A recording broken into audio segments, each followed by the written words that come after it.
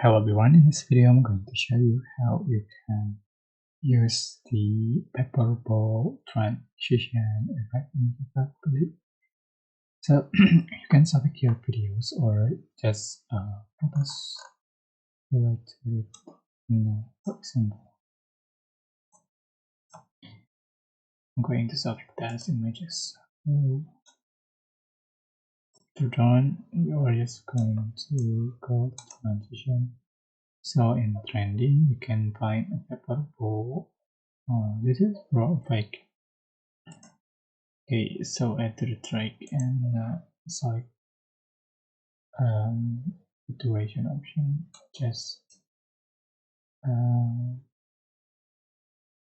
set the duration and to all the clips so you can see final result.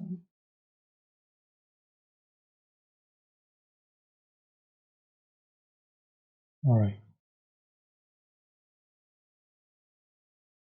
and you can combine with effect. Alright, I'm going to select the original first. Go.